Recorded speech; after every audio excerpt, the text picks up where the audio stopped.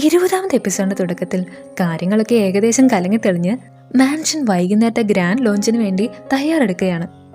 എക്സൈറ്റ്മെന്റിൽ മർജാൻ തന്നെയാണ് എല്ലാ കാര്യങ്ങളും ഓടി നടന്ന് ചെയ്യുന്നത്.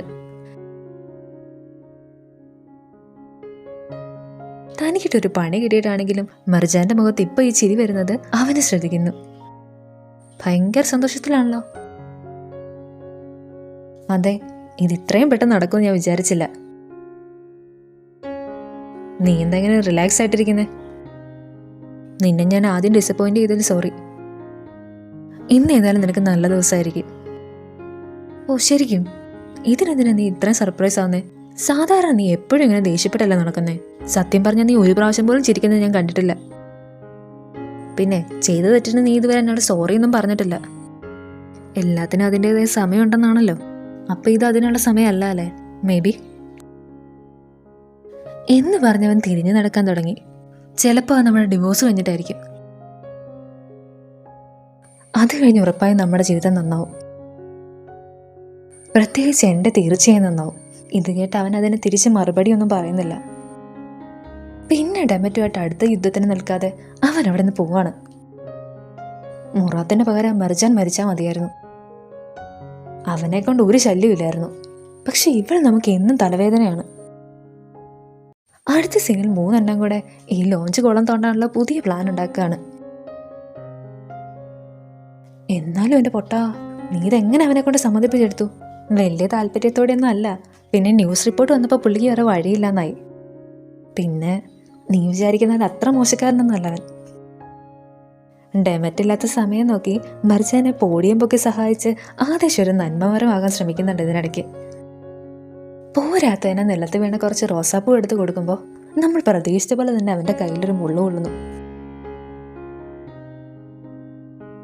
ഈ സമയം മർജാന് നെസൽ തന്റെ തൊട്ടു പുറകിലുണ്ടെന്ന് ആദേശിന്റെ എക്സ്പ്രഷൻ കണ്ട് മനസ്സിലായി.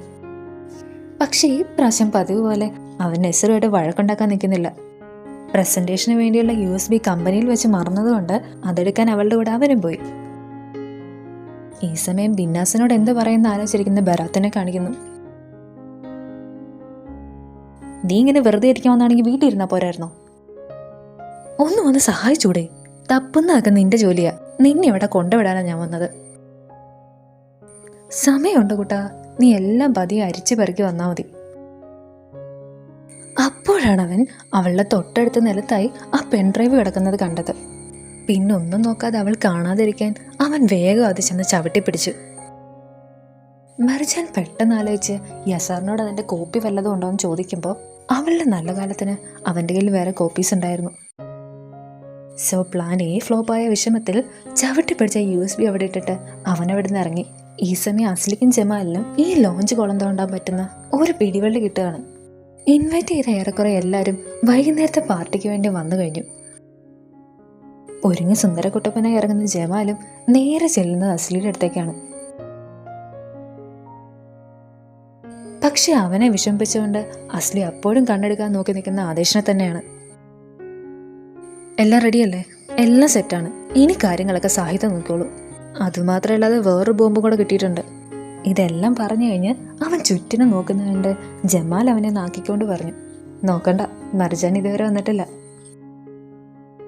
ഡിഫെൻഡ് ചെയ്യാൻ നിന്ന് അവൻ നാറ്റിക്കുമെന്ന് അറിയാവുന്നതുകൊണ്ട് പറയാൻ വന്ന തെറി അവൻ അറിഞ്ഞുകൊണ്ട് തന്നെ വിഴുങ്ങിക്കളഞ്ഞു. ഇത് കേട്ട് പല്ല് കടിച്ച് തൊട്ടിപ്പുറത്ത് ഒരാൾ നിൽപ്പുണ്ട്.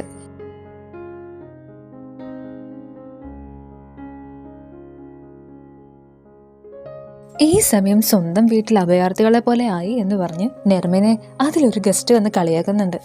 നീ ഇത്രയേ അഭിനയിച്ച് മരിക്കണമെന്നില്ല. എനിക്കിപ്പോഴൊന്ന് സമാധാനമായ. ഇനി എൻ്റെ പ്രോപ്പർട്ടി എടുത്ത് ആരും വരില്ലല്ലോ. അതിന് നീ എൻ്റെ ഓണറൊന്നുമല്ല. അടങ്ങി നിൽക്കേ. നമ്മൾ തമ്മിലെ ഫൈറ്റൊന്നും ഇവരാരും അറിയണ്ട. അല്ല, എനിക്ക് കുഴപ്പമൊന്നുമില്ല. ഇത് വെളിയറിഞ്ഞ നിനക്ക് തന്നെ അതിൻ്റെ ക്ഷീണം. അടുത്ത സീനിൽ മാലിക് ഹൈദറിനോട് കുറച്ച് പണം കടം ചോദിച്ചാലോ എന്ന ഐഡിയ പറയുമ്പോൾ തന്നെ കഴിഞ്ഞ് ഗതികെട്ടാനാണ് ഇപ്പൊ ഹൈദർ എന്നവൻ പറയുന്നു. ഇടയ്ക്കിപ്പുറത്തുള്ള കണ്ണും സീനിന്റെ ഇടയിൽ നെസർ അവളെ ചെന്ന് ഡാൻസ് ചെയ്യാൻ ഇൻവൈറ്റ് ചെയ്യുമ്പോൾ ആദേശ് നേരെ ചെന്ന് അവരുടെ ഇടയ്ക്ക് കയറി. എല്ലാരെയും കാണിക്കാൻ വേണ്ടിയാണെങ്കിലും അവരൊന്നിച്ച് ഡാൻസ് ചെയ്യുന്നു. കുറച്ചു നേരം കഴിഞ്ഞ് ചുറ്റുമുള്ളവരുടെ കയ്യടി കേട്ടാണ് അവർ റിയാലിറ്റിയിലേക്ക് വരുന്നത്. ഇത് കണ്ട് സഹിക്കാനാവാതെ അസ്ലി അവിടുന്ന് ഇറങ്ങി റൂമിൽ ചെന്ന് ഒരുപാട് വയലന്റ് ആകുകയാണ്. അവളുടെ സ്വഭാവം അറിയാവുന്ന ജമാൽ അവളുടെ പുറകെ തന്നെ ചെല്ലുന്നു. പ്രസന്റേഷന് ടൈമായി വരികയാണെന്നറിഞ്ഞ് ആദിഷ് സാഹിത്യക്ക് പണി തുടങ്ങാൻ സിഗ്നൽ കൊടുത്തു. നീ എന്തിനാ ഈ പ്രൊജക്ടിന് ശരിക്കും എതിര് നിൽക്കുന്നേ? നല്ലൊരു പ്രൊജക്റ്റ് അല്ലേ ഇത്? ഇത് ഉറപ്പായിട്ട് നമ്മുടെ കമ്പനിയുടെ റെപ്യൂട്ടേഷൻ കൂട്ടത്തേ ഉള്ളൂ. പിന്നെ നിനക്കിതുമായിട്ട് സഹകരിച്ചാൽ എന്താ? നീ കൊള്ളാലോ. ഞാനല്ലേ ഈ പാർട്ടി ഇപ്പോൾ ഓർഗനൈസ് ചെയ്യുന്നത്. ഈ സമയം അവരെ കുറച്ചു മുന്നേ കളിയാക്കിയ ഗസ്റ്റ് തന്നെ നെർമിനോട് അവരെ പറ്റി നല്ലത് പറയുന്നു. സമയം അടുക്കും തോറും മർജാൻ നല്ല എക്സൈറ്റ്മെന്റിലാണ്. എന്നാലും ചെറിയൊരു ടെൻഷൻ ഇല്ലാതില്ല.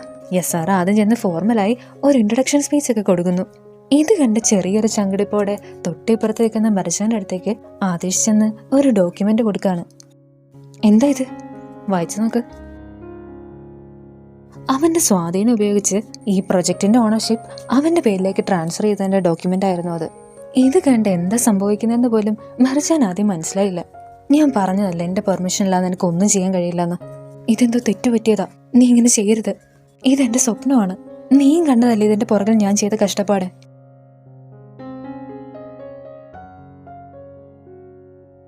അങ്ങനെ തന്റെ അവസാനത്തെ പ്ലാൻ വർക്കായ സന്തോഷത്തിൽ ആദേശ് നിൽക്കുമ്പോൾ ഈ പ്രസന്റേഷൻ എല്ലാം കൊളവായതറിയാതെ യസാർ അറിയാതെ PPT ഓണാക്കുകയാണ്. പക്ഷെ സ്ക്രീനിൽ കാണിക്കുന്ന ഹോസ്പിറ്റലിന്റെ പേര് കണ്ട് ആദേശ് ഞെട്ടി. ഏനുൾ ഹോസ്പിറ്റൽ. ഇത് കണ്ട് പകച്ചു നിൽക്കുന്ന ആദേശിനെ നോക്കി ഗൺ പോയിന്റ് ചെയ്ത് നിൽക്കുന്ന നെസറിനെ കാണിച്ച് ഇന്നത്തെ എപ്പിസോഡ് അവസാനിക്കുമ്പോൾ കൂടെയുള്ളത് RJ അന്നക്കുട്ടി.